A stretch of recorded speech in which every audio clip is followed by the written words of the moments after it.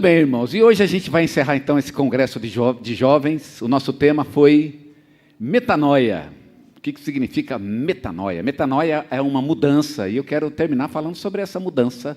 Mas antes de falar dessa mudança, vamos falar da mudança das crianças, não é? Que vão mudar daqui para uma outra sala. Onde é que elas estão? Vamos lá?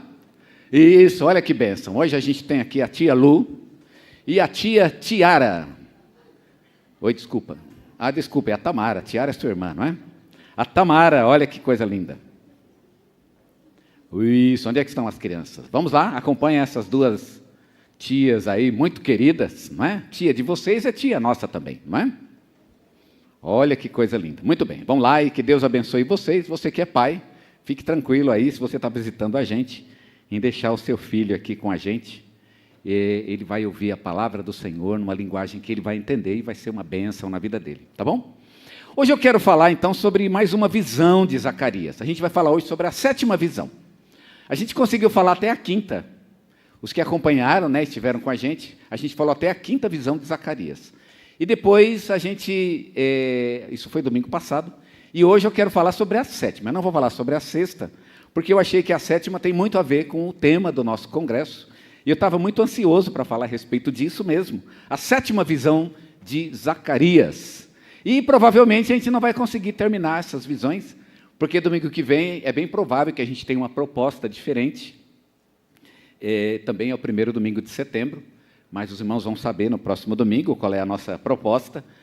Então é provável que a gente não consiga terminar.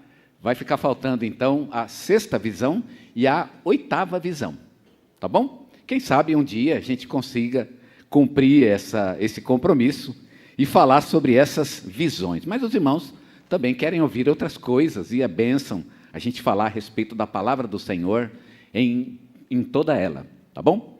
E hoje o texto que eu quero ler com vocês é Zacarias capítulo 5, versículos 5 a 11, tá bom?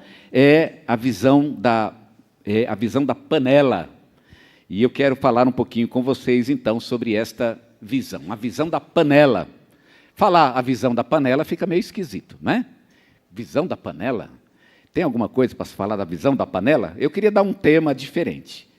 E pelo tema, é bem provável que vocês vão entender um pouco melhor a visão, até mesmo enquanto a gente estiver lendo o texto. E o meu tema é coisas que deveriam ficar na Babilônia. Porque é exatamente sobre isso que trata a visão. Fala de coisas que deveriam ter ficado na Babilônia. Então vamos lá. Eu falei para vocês que era Isaías capítulo 5, versículo 5. Nós vamos ler do 5 até o 11, tá bom? Isaías, não, desculpem, Zacarias. Zacarias capítulo 5, dos versículos 5 até o versículo 11.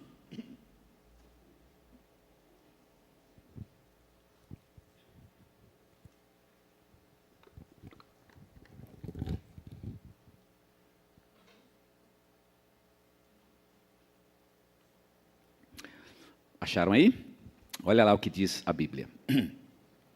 Então saiu o anjo que falava comigo e me disse: levanta agora os teus olhos e vê. O que é isto que sai? E perguntei: o que é isto? Respondeu ele: é uma efa que sai. E disse mais: esta é a iniquidade de toda a terra.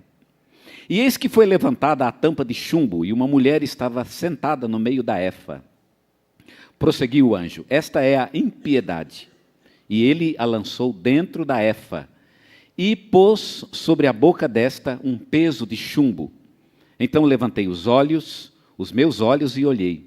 E eis que vinham avançando 2 mulheres com o vento nas asas, pois tinham asas como as da cegonha, e levantaram a efa entre a terra e o céu. Perguntei ao anjo que falava comigo: para onde levam elas a efa? Respondeu-me ele: para lhe edificarem uma casa na terra de Sinar.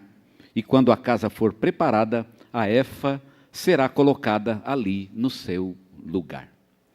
Vamos tentar compreender então esta visão de Zacarias, bastante interessante, muito profunda, a 7ª visão, portanto. Eu tinha dito para vocês que são 8 ao todo. Vamos falar sobre esta, a 7ª. O povo viveu no cativeiro babilônio, vocês já devem saber disso, e o povo ficou 70 anos no cativeiro babilônio. Depois de 70 anos, eles voltaram para a sua terra. Vocês podem imaginar, então, que as pessoas que voltaram do cativeiro babilônio não foram as mesmas pessoas que foram para o cativeiro babilônio. Depois de 70 anos, é claro que as pessoas que voltaram eram outras pessoas, não era mais o mesmo povo que tinha ido para o cativeiro babilônio. Era uma nova geração, portanto. Essa nova geração tinha crescido na Babilônia, e essa nova geração tinha feito a vida na Babilônia. Tinha comprado coisas, comprado casas, tinha feito comércio na Babilônia, alguns eram empresários, tinham uma vida já estabilizada na Babilônia. A Babilônia tinham aprendido a língua da Babilônia já, né? Já falavam fluentemente o babilônio, ou a língua que se falava na Babilônia, e podemos dizer que a Babilônia se tornou o lar daquela geração. Era o lar deles, como hoje, por exemplo, depois de 70 anos, seria o lar de italianos, japoneses, que vieram como imigrantes para o Brasil. A Babilônia era, então, o lar dessas pessoas, e era a única vida que essas pessoas conheciam. Para a maioria dessas pessoas, voltar para a terra de Israel, uma terra destruída, assolada, uma terra em ruínas, e já fazia 70 anos que estava em ruína, era uma escolha muito difícil de se fazer. Não é à toa, e a gente lê isso lá em Esdras, em Neemias, que não foi muito fácil encontrar gente disposta a voltar. Imagina você voltar, né?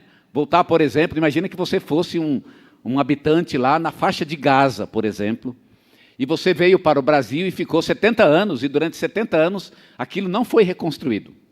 Eu acho que isso não aconteceria, mas imagine que ficasse em ruínas durante 70 anos, e depois de 70 anos, alguém chegasse para o seu filho, para o seu neto, e dissesse: vamos voltar lá para a faixa de Gaza? Vamos aqueles prédios em ruínas, está tudo mato, vamos reconstruir aquilo? Quem gostaria realmente de voltar? Imagina, você tem uma vida feita. E foi exatamente essa a questão para aquela geração. Voltar para a terra de Israel não era uma escolha fácil, era uma escolha muito difícil. E por esse motivo não foi muito fácil encontrar quem estivesse disposto a voltar para a terra de Israel. Daqueles que foram para a Babilônia, e do pessoal que morava na Babilônia, voltaram mais ou menos uns 10% somente.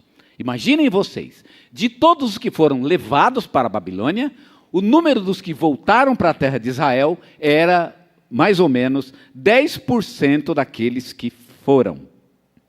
Quando voltou da Babilônia, esse povo trouxe parte da sua vida, a vida babilônica, trouxeram para a terra de Israel. Vocês podem imaginar, e não é muito difícil pensar nisso, que eles trouxeram, por exemplo, suas roupas, que foram compradas lá na Babilônia, e seguiam a etiqueta da Babilônia, certamente, o estilo, a moda babilônia. Talvez alguns tenham trazido móveis da Babilônia, porque aí já vem com um móvel, né? Aqueles que tinham condições de fazê-lo, trouxeram seus móveis. Talvez as ferramentas que iriam ajudá-los, inclusive, na reconstrução, foram trazidas da Babilônia. Apetrechos de cozinha, garfo, faca, panela, frigideira, né? Chaleira, sei lá o que mais se usa na cozinha, tudo isso eles trouxeram também da Babilônia. Trouxeram seus perfumes, aqueles perfumes comprados na Babilônia, né? Aquelas marcas da Babilônia, e eles então trazem e usam agora na terra de Israel. Trouxeram suas joias, que foram feitas ou que foram compradas na Babilônia, enfim, trouxeram coisas que eles adquiriram na Babilônia, trouxeram para a terra de Israel. A gente fica sabendo, através de Esdras, que os tesouros do templo também foram trazidos da Babilônia. Os tesouros tinham sido levados do templo para a Babilônia, e quando o povo voltou da Babilônia para a sua própria terra, trouxeram de volta esses tesouros e colocaram novamente no templo, o antigo templo de Salomão, e foi reconstruído. Podemos chamá-lo de o templo de Zorobabel, como de fato ele é chamado, porque foi Zorobabel quem o construiu. A gente pode fazer um paralelo entre essa história e a nossa própria vida. Quando nós aceitamos a Jesus e vamos para o reino de Deus, nós somos trazidos para o reino de Deus do mundo. E algumas coisas que nós trazemos para o reino de Deus são da nossa antiga vida. E isso acontece com todos nós. A nossa casa, por exemplo. Quando você aceitou a Jesus como Senhor da sua vida, você morava numa casa que provavelmente é a mesma casa que você mora hoje. E se você mudou de casa, não foi porque você se converteu. Pode até acontecer, inclusive, de uma pessoa aceitar Jesus como Senhor de sua vida e não poder continuar morando naquela casa por algum motivo e ela se mude, mas isso é muito raro. Geralmente, quem aceita Jesus continua morando na sua mesma casa antiga, continua tendo a mesma família, continua tendo o mesmo carro, o mesmo emprego, os mesmos apetrechos de cozinha e assim por diante. Você aceita Jesus e você traz coisas da sua antiga vida para a vida com Deus. Coisas que você adquiriu no mundo. E essas coisas foram úteis enquanto você era do mundo. E agora que você está no senhorio de Jesus Cristo e vive no reino de Deus, olha que interessante. Essas coisas continuam sendo úteis. E isso realmente é muito bom. E a conversão a Cristo, então, ela não inutiliza essas coisas. Elas continuam sendo úteis mesmo na nova vida que vivemos com o nosso Senhor. Vamos tentar entender, então, a partir desse contexto, a 7ª visão de Zacarias. O que foi que Zacarias viu? O texto diz que Zacarias viu um efa. Podemos dizer que é a visão do efa. O efa é uma medida, né? É uma medida que era usada, tipo de uma panela. Eu falei da panela, porque o efa era literalmente uma panela, né? Era uma medida usada para vender grãos. Então, eles colocavam os grãos naquela panela, naquela medida, e eles sabiam, então, quanto tinha, então, naquela medida. Era mais ou menos uns 40 litros. Imagina, então, que o efa tinha mais ou menos o tamanho 2 vezes maior do que um galão de água, né? Aquele galão de 20 litros. O efa é 2 vezes maior do que aquilo. Foi isso que Zacarias viu. Ele viu um efa, ou seja, uma vasilha de medição. Essa bandeja, ela tem uma tampa de chumbo. E quando a tampa de chumbo é levantada na visão, mostra que dentro daquela medida tem uma mulher sentada. Deve ser uma mulher um pouco pequena, provavelmente, né? Talvez não fosse uma mulher muito grande, e ela está sentada dentro daquela efa, daquela medida. O anjo explica o que é essa mulher. O Zacarias pergunta: Senhor, o que é isso? E o anjo então diz o que significa aquela mulher. Aquela mulher, ela é o pecado. Ela é o pecado. O texto diz que aquela mulher é a impiedade, ou seja, ela representa o pecado. Então você tem um efa, e dentro do efa, dentro do vasilhame, o pecado, representado aqui então por uma mulher. Em seguida, na visão, aparecem 2 mulheres, que são aladas, elas têm asas, elas pegam aquela efa, elas levantam a efa do chão, e batendo asas, então, elas vão voando. E o que elas fazem, então, com essa efa? Elas, então, levam, o texto não diz que elas levam, mas, então, Zacarias pergunta: para onde vão levar o efa? E aí, a resposta do anjo é de que elas vão levar o efa para a terra de Sinar. O que é a terra de Sinar? A terra de Sinar é um outro nome para a Babilônia. Em outras palavras, aquele efa que tem dentro de si a impiedade ou o pecado, vai ser levado de volta para a Babilônia. E a gente fica sabendo também que na Babilônia já está sendo construído um altar, um templo, e que aquela efa vai ser colocada dentro daquele templo. O que significa essa visão? Na verdade, a visão eu acho bastante clara na minha cabeça, né? Quando li, eu não achei muito difícil de entender.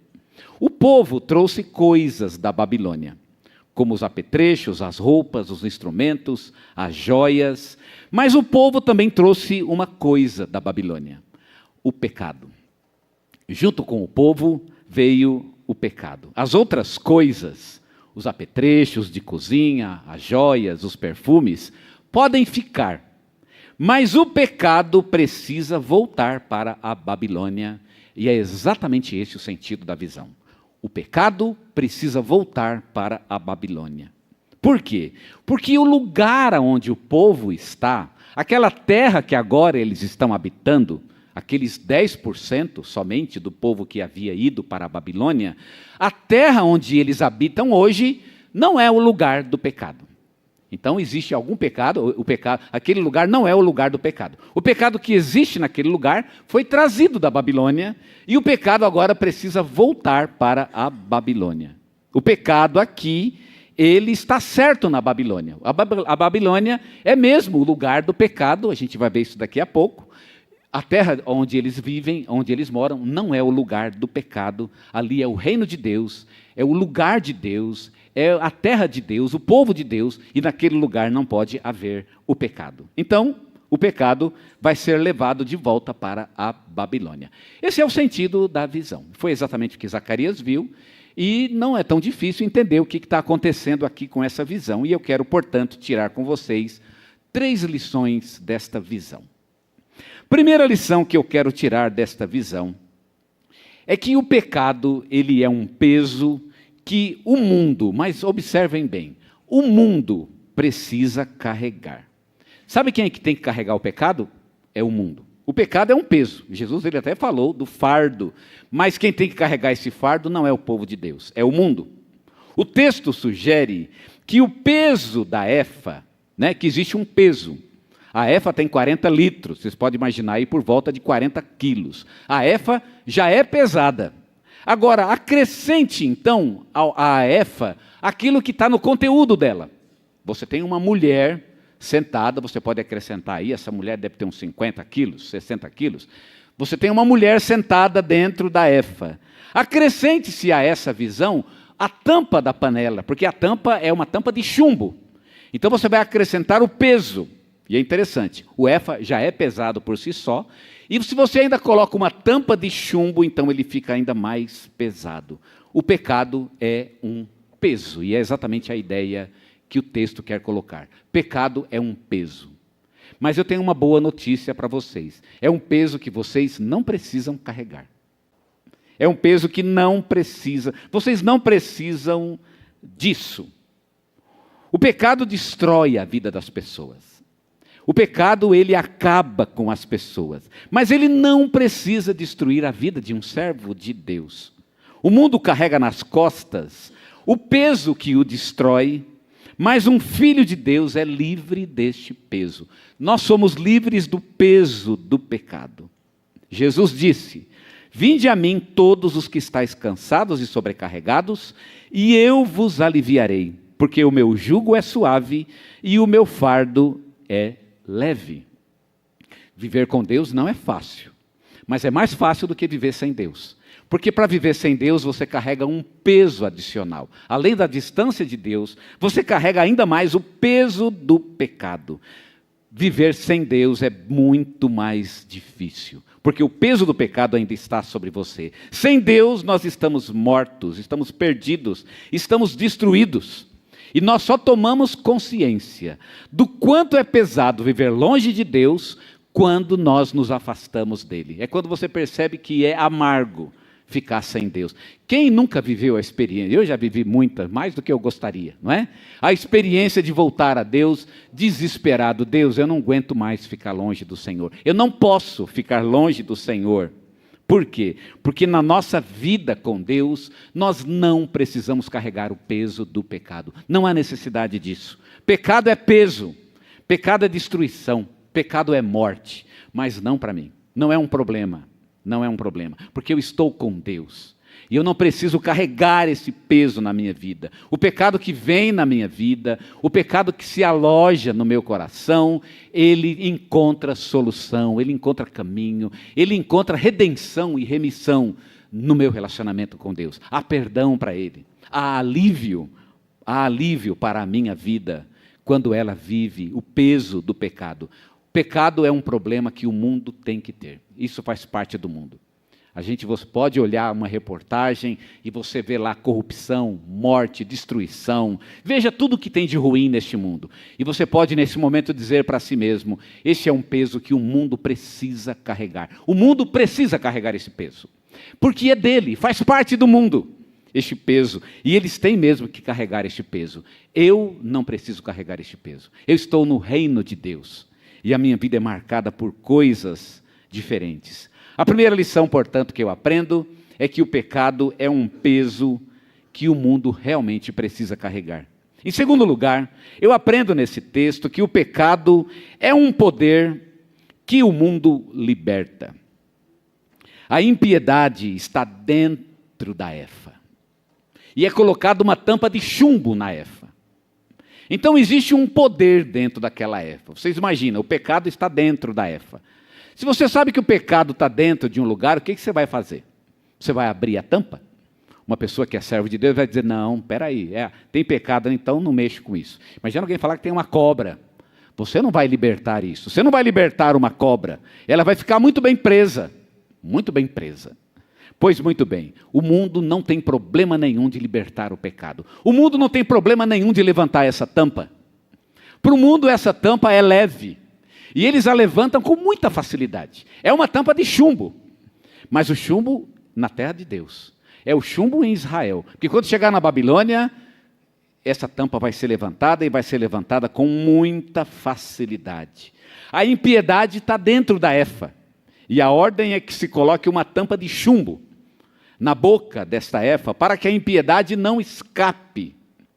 O pecado em nossa vida, ele é mais ou menos como o pecado dentro daquela efa. É um animal que está preso e que está querendo escapar da sua jaula. Todo servo de Deus vive essa experiência. Uma coisa presa que quer escapar da sua jaula. No mundo, é normal que o pecado ande solto pelas ruas. No mundo é normal que o pecado ataque qualquer um. É normal que cada um tenha liberdade de fazer aquilo que quer, de cumprir seu próprio destino. Mas o destino da pessoa é destruidor. O destino é realmente a morte. O destino realmente é o mal para a própria pessoa, mas a pessoa se sente livre para buscar o seu próprio destino. Eu vou fazer o que eu quero, e não importa. Todo mundo sabe que vai dar errado. Mas o mundo se acha livre. Não, imagina. Eu vou fazer o que eu quero. Existe até uma ideia, né, no mundo, e é muito presente essa ideia no mundo, de que a liberdade realmente é uma coisa incrível e maravilhosa, até mesmo para você fazer coisa errada. Você tem que ser livre. Todo mundo é livre para pensar, fazer, dizer, ir para onde quer e fazer exatamente o que quer, e a sua liberdade precisa ser resguardada. Resguardada. No mundo é natural que o pecado ande solto, mas no reino de Deus o pecado não tem essa liberdade. Um servo de Deus, ele não dá essa liberdade toda para o pecado. Ele não se acha tão livre assim. A liberdade dele, ele sabe, consiste exatamente no fato de que o pecado vive preso. Porque, de fato, uma vez que a panela é aberta, o inimigo, o leão, é mais forte do que nós e ele há de nos destruir. No reino de Deus, o pecado não tem toda essa liberdade. Aqui há uma referência, né, do pecado ser libertado na Babilônia. E nós já falamos aqui a relação entre Zacarias, que é um profeta apocalíptico, com o próprio Apocalipse. No Apocalipse é uma figura muito interessante, onde Satanás é preso. E há um texto em Apocalipse que fala exatamente isso. Lá no finalzinho de Apocalipse, há uma guerra entre Jesus e Satanás, né? Entre a igreja e Satanás. E da guerra entre Jesus e Satanás, Satanás é derrotado e o que acontece é que Satanás é preso. E é interessante que lá em Apocalipse, Satanás ele fica preso durante 1000 anos. Para uma pessoa que acredita, né, um amilenista, por exemplo, um amilenista não acredita no milênio, no sentido literal, o milênio seria figurado. Então, 1000 anos é uma figura de que Deus tem o controle desse tempo, o tempo da prisão de Satanás. E para uma pessoa que acredita que o milênio é realmente literal, então Satanás vai ficar preso durante 1000 anos. Mas qualquer que seja aqui a interpretação, o fato é que Apocalipse mostra a prisão de Satanás. Satanás é preso. Satanás é preso. E se está preso, Satanás não pode fazer o que ele bem entende. Ele não pode fazer o que ele quer. E aqui tem uma contradição entre o Apocalipse e o próprio Zacarias. Satanás está preso. Uma contradição não. Tem de fato aqui a ideia, né, contrária do que acontece na Babilônia e do que acontece no reino de Deus. No reino de Deus o pecado está preso. Na Babilônia o pecado está solto. O pecado está solto. O pecado não precisa destruir as nossas vidas. Quem deu essa liberdade para ele? Quem abriu? a tampa dessa panela, para dar liberdade para que o pecado faça o que ele quer, para que ele tenha liberdade de invadir a minha vida e fazer da minha vida o que ele quer. De onde vem isso? Satanás está preso e sob o controle de Deus em Apocalipse e também aqui em Zacarias, no sentido de que ele está preso. Enquanto ele está na terra de Deus, a tampa não é levantada. O crente é livre, o pecado não. E é uma coisa que deveríamos sempre dizer para nós. Eu sou livre. O pecado na minha vida não é livre. Não. Ele está sob prisão. Ele está limitado. E ele não pode fazer o que quer na minha vida. Pecado é mais ou menos que nem um cachorro bravo no quintal. Quanto mais preso está o cachorro, mais livre você é. Se o cachorro é daquele tipo matador, né, eu sugiro que você coloque uma corrente bem pequena. Quanto menor a corrente, mais você é livre para passear no seu próprio quintal. Por que você teria um cachorro desse no seu quintal? Pois é, o pecado é algo que muita gente coloca no seu próprio quintal para limitar a sua própria liberdade. Sua própria liberdade de ação, inclusive, no mundo. Porque a nossa liberdade consiste exatamente no fato de que somos livres do poder do pecado sobre nossas vidas. Lá em Provérbios fala isso, né? Quando diz que aquele que anda na integridade anda seguro. É livre aquele que luta contra o pecado. Esta é realmente uma pessoa livre. Eu aprendo, portanto, nesta visão, que o pecado é um poder que o mundo liberta. Existe um poder destrutivo no pecado. E o mundo levanta a tampa sem problema nenhum. No reino de Deus, não. Na minha vida, não. Essa tampa não vai ser levantada. E nós precisamos assumir este compromisso. E por fim, a última lição que aprendo desse texto é que o pecado, ele é um Deus que o mundo adora. O pecado é um Deus. O grande problema do pecado é que o pecado, ele é um senhor. Paulo disse isso, né? Aquele que adota o pecado em sua vida, ele adota um senhorio, alguém que ele vai servir. De modo que ou você é um servo de Deus para a vida, ou você é servo do pecado para a morte. Mas você é servo, não importa. De um dos dois você há de ser servo. O mundo, e o pecado aqui, ele não é só um senhor, ele é de fato um próprio Deus no mundo. Aqui na visão a gente tem uma efa, e dentro da efa está o pecado, na visão de Zacarias.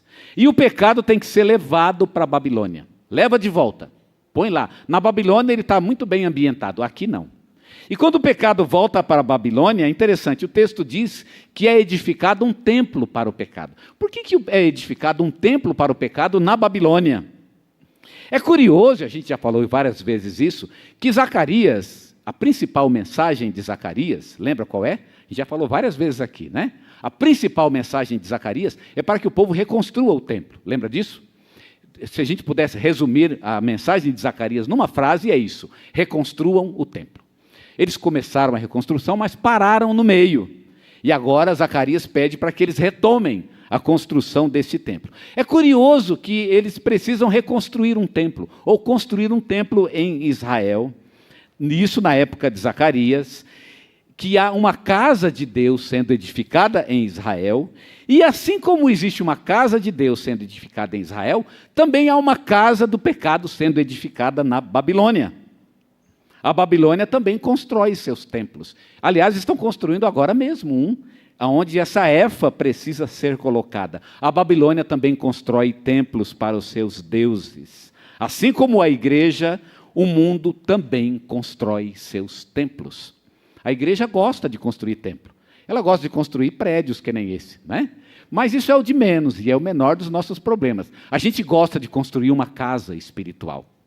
A igreja gosta, porque nós entendemos que Deus habita em nosso coração. E nós fazemos essa casa, e estamos construindo uma casa espiritual. E é interessante pensar que o mundo também constrói suas casas, seus templos, templos para o pecado. Por quê? Porque o mundo adora o pecado. O mundo adora o pecado como se adora um Deus. Assim como adoramos o nosso Deus, o Deus verdadeiro, o mundo adora o pecado. Deus está nos convidando para construir um altar para Ele em nossas vidas. Mas no altar que nós estamos construindo para Deus, não cabe o pecado. Deixa que o mundo adora. É interessante que no mundo o pecado tem templos. E para o mundo é bem tranquilo. Imagina. E é bem tranquilo mesmo. Bom, é tranquilo lá, na Babilônia. O mundo pode adorar o pecado, porque isso é normal no mundo. Mas no reino de Deus, só há lugar para um altar no templo que nós estamos construindo. E este lugar é o lugar que Deus ocupa. O altar que nós fazemos para Deus, para adorá-lo. O convite de Deus é exatamente esse. Não se envolvam com aquilo que o mundo adora. O mundo adora, gosta de coisas, segue por caminhos que não são os mesmos caminhos para mim. Eu não preciso viver esses caminhos, eu não preciso seguir por eles. O nosso altar já tem Deus, e o pecado está expulso desse altar. Não há problema em odiar aquilo que o mundo adora, e é o que nós deveríamos fazer. Nós deveríamos odiar aquilo que o mundo adora. O nosso compromisso é com Deus. E a nossa adoração pertence a Deus. Para o mundo é tranquilo e é fácil. E o mundo faz isso com muita tranquilidade. Vai seguir o seu caminho e vai ser destruído por ele. No reino de Deus, não. O verdadeiro servo de Deus assume um compromisso diferente. Então agora eu entendi a visão de Zacarias. Aquele efa, aquele vasilhame, ele contém a impiedade, o pecado de Israel. E o pecado tem que ser levado de volta para a Babilônia. A Babilônia, ela é o símbolo do mundo. E, portanto, o pecado tem que voltar para o mundo. Você vai voltar para o mundo junto com o pecado? Não. Você vai ficar aqui, na terra de Deus, e vai fazer uma coisa nova, uma vida diferente. Vai construir uma vida sobre outras bases. Enquanto o povo viveu na Babilônia, ganhou coisas, ganhou dinheiro, construiu casas, comprou lá os seus apetrechos, tudo isso foi muito bom.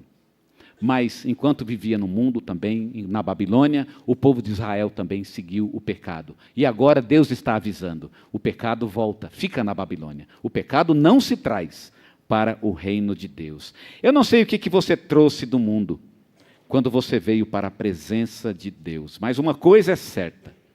Se você trouxe pecado no seu coração e está tentando conciliar o pecado com o reino de Deus, a notícia é que isso não dá certo. O pecado precisa voltar para o seu lugar. O lugar dele. O lugar onde ele se sente bem. Onde ele tem liberdade. O pecado não pode ter liberdade na minha vida. Ele vai me destruir se eu der a ele esta liberdade. Na visão de Zacarias, eu coloco uma tampa de chumbo em cima dessa efa e deixo que os anjos levem aquilo embora. Eu já tive muita figura, já vi muita figura da maneira como Deus trabalha com o pecado nas nossas vidas. E achei linda essa. E ela é tão viva, e tão bonita. É a ideia do pecado sendo colocado uma tampa na panela. A panela onde está o pecado. E isso sendo levado. Que o pecado vá para o seu próprio lugar. Porque o meu coração não é o lugar dele.